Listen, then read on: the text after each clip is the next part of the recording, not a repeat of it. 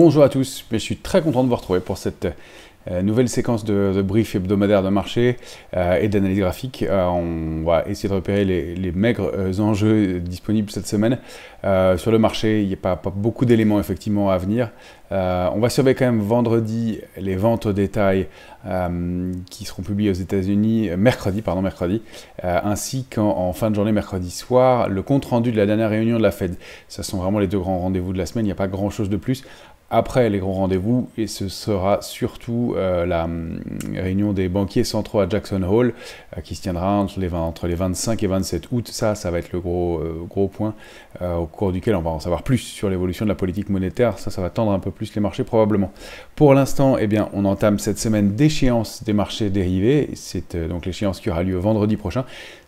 Ça n'est pas une échéance majeure, l'échéance du mois d'août, c'est le 3e vendredi comme chaque mois, et ça peut juste avoir des incidences techniques sur le marché qu'on va devoir surveiller et qui commencent déjà à avoir un petit peu lieu puisqu'il y a déjà des transferts de position sur le mois de septembre. Tout ça se passe dans une position verte globale qui n'est pas énorme, avec, on va le détailler, mais un petit peu de soutien du côté du futur CAC 40, c'est plutôt à l'avantage des acheteurs. En tout cas, on n'a pas de pression baissière détectée à ce stade. Le ratio de couverture s'est plutôt renforcé même pendant que le marché montait sur le mois d'août. Sur le mois de septembre, c'est mitigé, c'est un peu tôt pour regarder. Mais ce qu'on peut en dire du côté des options tout de suite, c'est qu'il y a un intérêt très faible. Il y a 28 000 contrats d'options ouvertes sur le mois de septembre. En revanche, septembre, c'est une grosse échéance, c'est une échéance trimestrielle. C'est normalement plus de 60 000 contrats d'options ouverts à cette époque-là, sur le mois de septembre. Au cours des 2 dernières années, en tout cas, c'était le cas. Et là, on voit qu'on a 28 000 contrats d'options ouverts, c'est très faible, comme c'était le cas sur le mois d'août. 45 000 contrats d'options ouverts au mois d'août 2021. Là, on est à 17 500 contrats d'options ouverts. On était monté à un moment à 18 000 et ça a même diminué après les chiffres de l'inflation de la semaine dernière. Donc, c'est-à-dire qu'il n'y a pas beaucoup d'intérêt dans ce marché du côté des marchés dérivés. Alors, oui, des chiffres de l'inflation qui laissent à penser, publiés jeudi dernier, et qui laissent à penser qu'on a peut-être atteint un pic d'inflation sur les marchés, et que donc ça, ce sera à confirmer, c'est ça qui est important aussi. Ce n'est pas un seul chiffre qui peut faire la tendance dans ce domaine-là. On sait que l'inflation, c'est une accélération, donc que les prix restent hauts, que les matières premières restent chères, c'est possible, mais que l'accélération diminue. C'est ça le cœur du problème et de l'inquiétude des opérateurs et des banquiers centraux. Et donc pour l'instant, premier signal positif, puisque l'inflation est tombée nettement sous le consensus, assez clairement sous le consensus. Donc ce sera à confirmer au mois de septembre et au mois d'octobre au moins pour pouvoir considérer que les choses vont mieux. Le marché l'a bien anticipé, il continue à être haussier globalement, les indices poursuivent leur niveau d'accélération haussière, toujours autour ou sous des gros niveaux de résistance. Alors on le dit souvent et c'est vrai que ça devient presque un gag parce qu'on dit qu'on atteint des niveaux de résistance majeurs. On est dans une zone de résistance majeure globale sur la plupart des indices. Les indices américains les avaient débordés assez fortement et assez facilement la semaine dernière. Nous, on s'installe péniblement à Paris au-dessus de notre niveau de 6545,5 sur le futur CAC 40 depuis 2 jours, 2 séances. On entame la 3e séance au-dessus de ce niveau-là. On considérait qu'au-delà de 3 séances, au-delà de 6545,5, on retournerait en tendance haussière de moyen terme. C'est en passe d'être le cas. Alors ça se fait avec des volumes qui sont anémiques à Paris. On a vraiment très peu de soutien du côté des volumes. Et puis dans une semaine d'échéance des marchés dérivés pour des raisons techniques aussi. Donc graphiquement, on va considérer qu'on a atteint le niveau en termes de soutien, etc. On sent bien que le carburant qui commençait à manquer continue, mais on n'a pas de figure de retournement sur les indices, on va le regarder en détail. Pas de signaux de retournement sur les indices, pas de figure de retournement, pas de pression baissière, et même si on a des volumes très faibles, ça fait partie des échéances au cours desquelles on est capable de tirer comme ça, le marché est capable de tirer, et étrangler des vendeurs qui restent coincés. On rappelle que cette hausse, ce mouvement qui est quand même impressionnant maintenant, à 25% sur le Nasdaq, notamment, ou avec des progressions de 45% sur les valeurs comme Hermès depuis ses points bas récents, depuis le mois de juin, des rebonds de Apple a rebondi de 35%. Donc on a un mouvement fort qui s'est fait sur fond de scepticisme de la part des opérateurs, on ne peut pas dire de peur, mais de scepticisme, clairement. Et ça laisse qu'il y a des vendeurs qui étaient probablement, des opérateurs qui étaient probablement vendeurs dans ce marché. On l'a vu, des rachats de short du côté de la position ouverte. Et des niveaux qui sont des niveaux de bagarre des semaines précédentes. Donc, tout ça fait qu'il y a probablement un solde de vendeurs qui reste coincé, qui donc bien attend, et probablement il est possible que le marché attende jusqu'à la fin de l'échéance, donc jusqu'à vendredi prochain, avant de pouvoir dégonfler pour des questions techniques. Alors peut-être que les intérêts sont ailleurs, on va essayer de les détecter, mais pour l'instant, on sait que ce genre d'échéance est capable d'être violente et de tirer. Ça arrive de temps en temps quand le marché est très creux, comme c'est le cas là, il n'y a pas beaucoup de volume, pas beaucoup d'intérêt, pas de pression baissière, on le disait, donc faute de pression baissière, le marché est capable de continuer à payer, et donc d'entraîner les hausses. On a un autre phénomène important aussi, c'est que comme ce mouvement s'est fait dans le scepticisme, il y a pas mal de gestions qui avaient du cash, vous vous souvenez, à 5840 points, les opérateurs disaient, les gestions, quand on les écoutait, disaient on garde une poche de cash pour cet été, on va être prudent, etc. Force est de constater qu'ils n'ont probablement pas pu utiliser toute leur poche de cash, et que vu la proportion de rebond du marché, ils vont devoir l'investir en partie. Il y a des gestions qui ont encore une poche de cash importante, ils vont peut-être donc devoir bien exploiter ces liquidités, en tout cas en partie, et donc rentrer un peu tard après le mouvement, et donc avoir des prix de revient qui ne sont pas très confortables. Donc ça fait des zones qui sont bien, un peu risquées, dans le sens où le marché va se construire un peu à reculons. Les opérateurs vont entrer un peu à reculons, pas sur les niveaux sur lesquels ils auraient voulu le faire, et donc ça a un risque pour la suite. Pour l'instant, ça n'est pas le cas. Je pense même que, à moins de nouvelles très particulières, mais comme toujours, mais le marché pourrait plutôt stagner en partie haute, retracer un peu. Alors on va aller voir quel niveau on peut envisager peut-être post-échéance, quelles extensions on peut aller chercher aussi sur les différents indices, mais il faut avoir ça en tête, c'est que quand ce mouvement s'est construit comme ça, même s'il n'y a pas beaucoup de soutien, même si on a des trous du côté des marchés dérivés dans le soutien de haussier, et même si les volumes ne sont pas extraordinaires, sur les indices européens, sur les indices américains c'est un peu mieux, même dans ce contexte-là, et même s'il est probable que le marché commence à caler avec plusieurs semaines de progression, 6 semaines sur l'indice parisien de progression, et c'est à peu près l'équivalent sur les indices américains, même avec ces niveaux de progression-là, eh bien, on a de bonnes chances que le marché retrace évidemment de plus en plus, les probabilités de plus en plus sérieuses dans ce sens-là. Donc, on continue pour l'instant à être haussier. Nous, on n'a pas été vendeur à proprement parler, on ne s'est pas positionné à la baisse, on n'a pas encore couvert nos portefeuilles, même si on s'apprête à le faire en fonction du niveau qu'on va regarder. En revanche, on fait des stratégies intraday de vente sur des excès haussiers, ça oui. D'ailleurs, on voit que le marché retrace de mieux en mieux, c'est de plus en plus possible de faire des mouvements intraday de vente, et ça depuis une dizaine de jours maintenant. Ouais, voilà, on arrive à exploiter des petits signaux de retracement. Mais pour l'instant, le marché reste haussier, la tendance le reste aussi. Voilà des petits commentaires que je pouvais vous faire globalement sur le marché. Si du côté de la position short sur les actions, pas de changement très fort, Alstom reste toujours vendu à 19% du flottant, c'est très impressionnant. CGG est la deuxième plus vendue, et puis on a Atos qui a près de 11% de son capital vendu toujours. Donc malgré le rebond, apparemment, alors c'est à confirmer parce que ce sont des datas qui datent d'il y a quelques jours, mais même malgré le rebond de ces derniers jours, bien manifestement, il y a des vendeurs qui restent en position sur les valeurs françaises. On peut dire que le nombre de positions de valeurs françaises vendu est un petit peu en diminution. Il y en avait 96 ou 17, il n'y en a plus que 93 ou 14, donc ça diminue un tout petit peu quand même de ce côté-là. Le marché reste haussier, et pour l'instant, c'est tout ce qu'on pouvait dire. Alors je vous propose de passer du côté des valeurs et des indices notamment. On va regarder tout de suite le S&P 500. Alors vous avez sous les yeux le graphique hebdomadaire du S&P 500. On n'a pas de grand changement depuis la semaine dernière. J'ai rajouté un niveau de résistance intermédiaire. En fait, on arrive dans cette grande zone 4198, 4392. On a débordé très fortement avec du soutien la semaine dernière du côté des marchés américains à la zone 4123, 4198, 7, c'était 4200 quasi, avec 23,6 de retracement de toute la pandémie, toute la crise Covid. Donc, on repasse au-dessus de ce niveau de 23,6 de retracement de la crise Covid. On n'est plus très loin on a vraiment rompu la dynamique baissière. Franchement, pour plusieurs semaines, il se passe quelque chose de fort, clairement, sur les indices.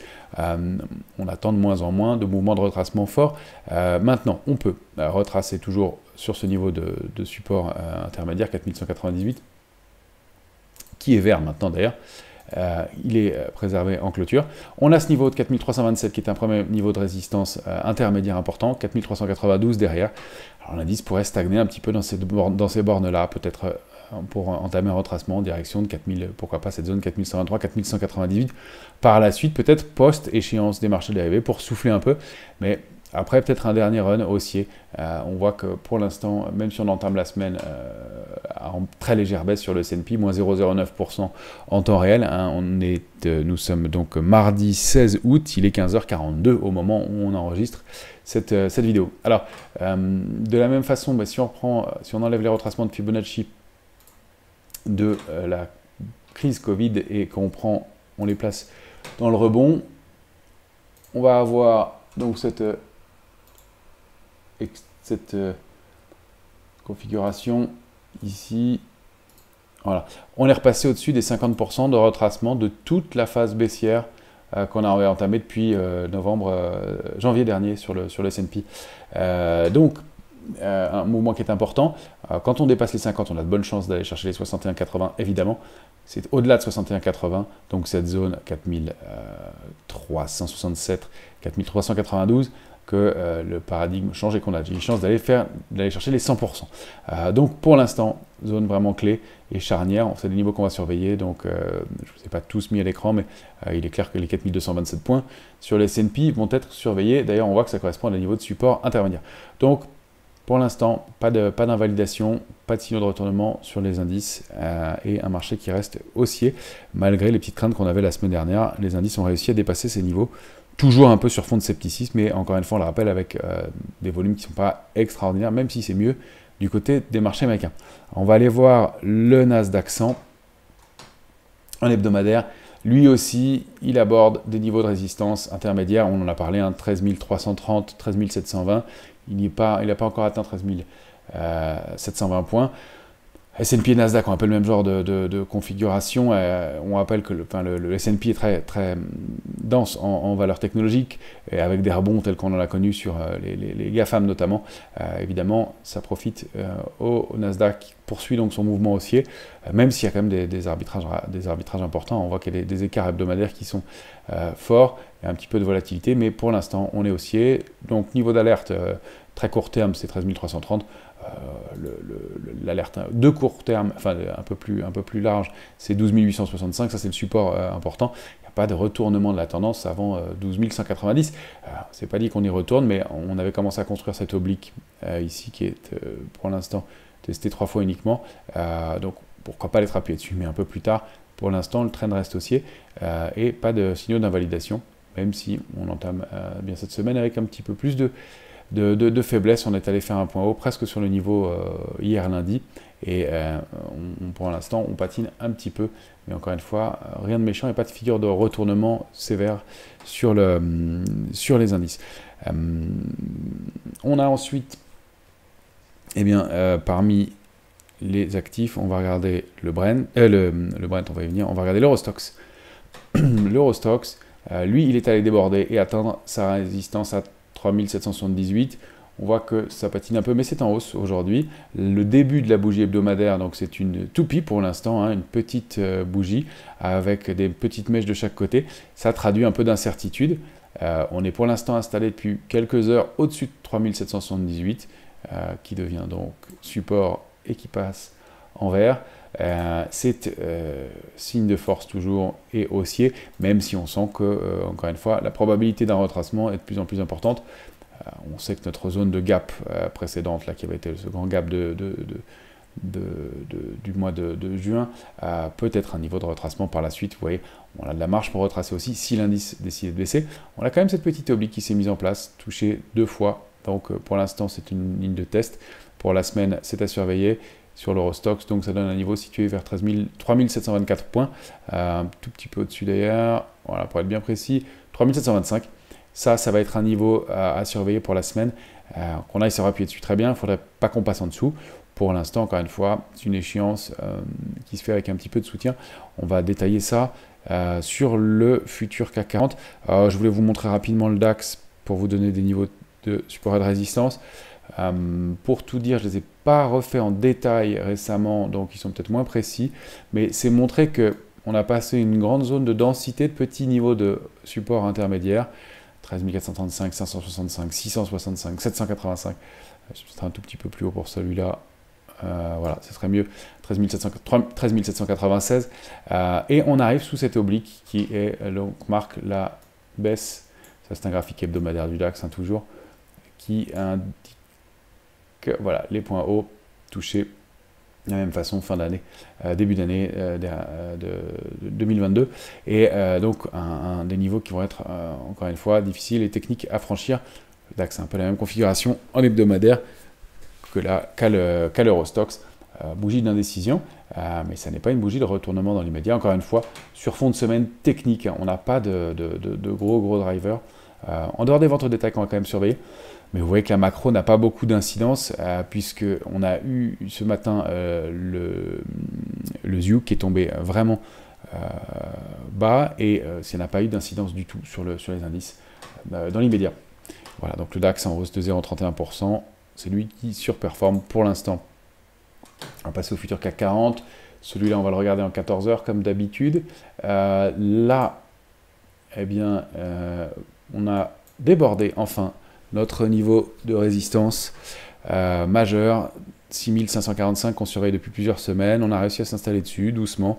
Voilà, toujours hein, cette idée que difficile de retracer. Maintenant, on voit des mouvements de retracement comme cette bougie là rouge qui a été un peu plus forte. Voilà, j'arrive à me caler dessus. Hier, où on a retracé un peu plus fort que les autres niveaux de retracement en une seule séance.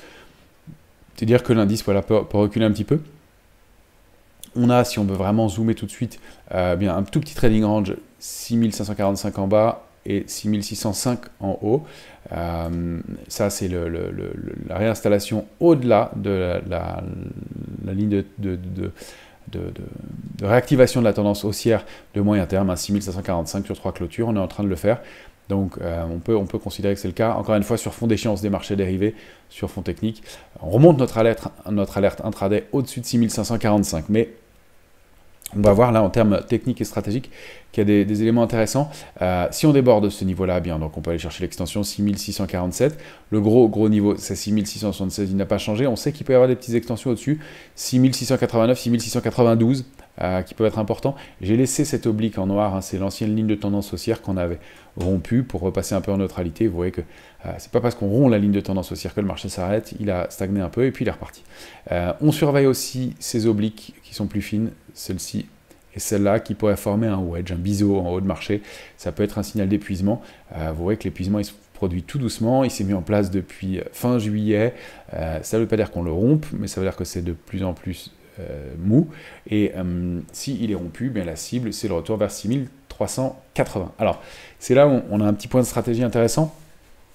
On repasse sous 6571 en temps réel, donc petit signe de faiblesse à l'ouverture des marchés américains aujourd'hui quand même, mais pas de retournement majeur en tout cas dans l'immédiat. 6545 est à préserver, c'est notre alerte intraday. Et c'est surtout, en réalité, j'ai remonté un peu l'alerte, mais c'est surtout la zone 6485-6521. On a construit cette hausse avec, on le sait, entre 6030 et 6315 de l'intérêt, et même jusqu'à 6340. On sait qu'il y a eu du soutien du côté des marchés dérivés, que les acheteurs avaient repris la main. Donc ça, c'est important. Au-delà, la zone 6340-6380 jusqu'à 6485, on l'a construite sans intérêt. Et on sait que si on repasse dans cette zone-là, on a un risque de consolidation un peu plus marqué. Au-dessus, c'est un peu particulier, comme il n'y a pas beaucoup d'opérateurs, que c'est un peu creux, eh bien, on a construit de l'intérêt, on n'a pas eu d'intérêt entre 6485 et 6520, et puis on en a eu à nouveau au-delà de 6520 et jusqu'à 6545. Donc vous voyez, c'est un peu un gruyère ce marché. Ça veut dire que si on repasse sous 6545, 6520, ça va. 6521, on pourrait avoir un petit décrochage en direction de 485, et là à nouveau, on avait eu un tout petit peu de soutien. Donc c'est un marché qui est voilà, un peu creux par endroits, dont on sait qu'on va probablement revoir ces niveaux-là de 6315, 6340, peut-être pas tout de suite, peut-être encore une fois, je vous dis que pour l'échéance, ils sont capables de tenir, de faire des contre-pieds, des fausses sorties par le bas, mais bon, il est clair que le potentiel est maintenant très très limité, et qu'en dehors de gros drivers externes, on ne voit pas très bien comment le marché pourrait s'énerver et faire de grosses extensions. Donc 675, 676 autour donne notre extension. Alors évidemment, sur fond d'échéance de marché dérivé, on sait que ça peut entraîner des mouvements exacerbés et accentuer les mouvements. Donc pour ce qui est de la stratégie, un petit point de détail, mais puisque c'est important, on a besoin de préciser, on demande si on est vendeur, pas vendeur, etc. Tout dépend de son horizon de temps. Sur le marché, on n'est clairement pas vendeur. Nous, on a été sous-investi. En juin, on a réinvesti très nettement les portefeuilles. On a renforcé mi-juillet et jusqu'à fin juillet, avant et pendant la saison des publications des résultats des entreprises. On a allégé nettement depuis une dizaine de jours, c'est-à-dire qu'on est passé de plus de 95% d'investissement à un portefeuille aux alentours de 70-75%, et diversifié. On est rentré aussi sur des matières premières, on verra le CRB après d'ailleurs, pour diversifier un peu nos positions dans un marché dont on pense qu'il est redevenu haussier, qu'il se construit sur fond de scepticisme, mais qui est en passe de repasser haussier de moyen terme, mais qui va demander probablement à être construit et soutenu. Alors, pour ce qui est d'être vendeur, on ne l'est pas. Pour ce qui est de couvrir, on va se poser la question et on va remonter au niveau de couverture. On avait dit 6433 la semaine dernière, on va remonter plutôt entre 6485 et 6545. On va se poser la question si une figure de retournement se met en place, qui traite à être donc couvert un petit peu tôt, on pourrait le faire. On n'a pas de stratégie, et on pourra entamer à ce moment-là des stratégies baissières un peu plus agressives, en dehors des petits allers-retours qu'on fait, des petits écarts qu'on fait sur le futur CAC 40. Donc c'est dire que en stratégie intraday, on peut faire des écarts dans les deux sens, acheteur-vendeur, et les stratégies vendeuses semblent avoir de meilleures possibilités en intraday sur ces niveaux-là qu'elle n'en avait auparavant. Vendeur, non, donc on a donné les niveaux. Stratégie vendeuse de court terme, pourquoi pas, pour aller chercher des retracements de 200-300 points sur le CAC 40, mais on ne va pas repasser baissier. Voilà, moi je ne suis pas capable d'évaluer si on est ou pas dans un bear market. Ce que je constate, c'est qu'il y avait beaucoup de prudence et de scepticisme, et qu'on a trouvé des points d'entrée quand même gigantesques, et que quand Hermès rebondit de 45%, Apple de 35%, il y a quand même quelque chose de fort qui se met en place, même si ce sont des volumes qui ont été un peu anémiques, mais force est de constater qu'on repasse sur des niveaux de résistance qui sont importants, et on a déjà vu des mouvements haussiers se remettre en place pendant longtemps, avec des bases de volumes qui étaient relativement faibles, et puis le volume s'est construit ensuite. On verra. Pour l'instant, qu'on aille revisiter 6315, pourquoi pas, mais pas de là à être vendeur structurellement sur le marché. C'est plutôt sous 6249, on le rappelle, c'est notre alerte de court terme que vous avez à nouveau, je vais vous la remettre à l'écran, qu'on repasserait vraiment vendeur pour des scénarios plus agressifs à la baisse. Voilà, ça n'empêche pas d'avoir des stratégies intraday. J'espère que c'est clair pour cette partie-là, parce que c'est toujours très délicat, c'est question d'horizon de temps, question d'allocation. Sur un portefeuille investisseur, on est haussier, acheteur, même si on a allégé nos positions. Et en termes de stratégie aussi, on peut le dire, on fait beaucoup plus de stock picking que de logique indicielle. Je n'ai pas fait le détail d'ailleurs des secteurs en forme. On a les biotech, on l'avait évoqué, quelques belles valeurs biotech qui ont progressé la semaine dernière. On avait évoqué ensemble, je ne sais plus si c'était sur la vidéo hebdomadaire ou sur BFM, mais on avait évoqué Nadobiotics. Voilà, elle a bien progressé hier. Donc on a voilà, des petites choses à faire en day trading sur des valeurs comme ça. Le secteur de l'économie digitale aussi, elle va en poupe. À nouveau, robotics et intelligence artificielle à nouveau aussi. Donc tout ce qui est technologique américaine, global. Technologie et pas mal de ça là. On va sur les ressources de base. Le secteur des utilities est aussi secteur fort. Et puis un dernier, c'est les travel, mais je l'aime pas trop parce qu'il mélange un peu tout. C'est difficile de distinguer entre les compagnies de jeux vidéo. Mais plus de stock picking à faire, et on verra, on pourra citer quelques valeurs qui sont intéressantes et qui l'ont été, qu'on avait évoquées ensemble la semaine dernière. Voilà pour la petite parenthèse.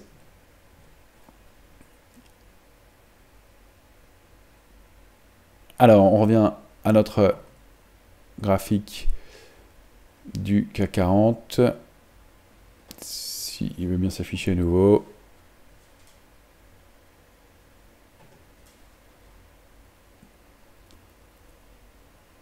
Alors, je cherche mon graphique.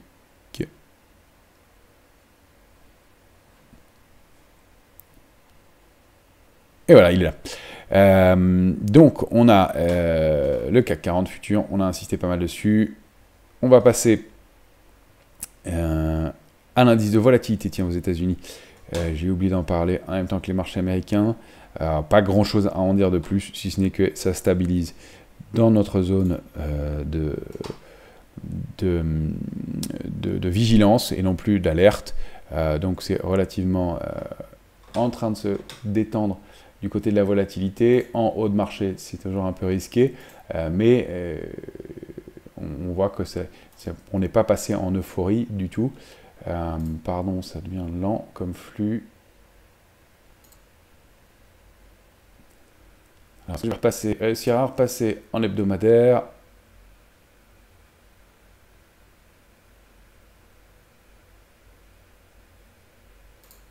Ça y est. Pardon, c'est toujours à l'ouverture des marchés américains. Et on a plus de problèmes à ce moment-là. On est en zone de vigilance. On repassait sous l'oblique depuis maintenant pour la deuxième semaine. D'affilée sous l'oblique haussière, donc des marchés des temps qui repasse en zone de vigilance. Ça aussi, c'est un indice des indices optiques aussi en partie compte tenu de la stabilisation des marchés, des niveaux techniques et des points d'entrée qui ont été trouvés sur des valeurs pour le long terme, eh bien, ça commence à s'éloigner au fur et à mesure que le marché a progressé, monté, et avec, en tout cas du côté des marchés américains, un peu plus de soutien, et puis du côté de la position ouverte sur le futur CAC 40, malgré la période estivale, voilà, des soutiens, en tout cas avec des trous par endroits, mais globalement du soutien. Donc voilà, du côté du VIX, et puis on voulait faire un petit tour du côté des matières premières. On va regarder, alors le Brent, lui, il a pas quoi ça, je reconnais parce que c'est la même 4 de long terme, donc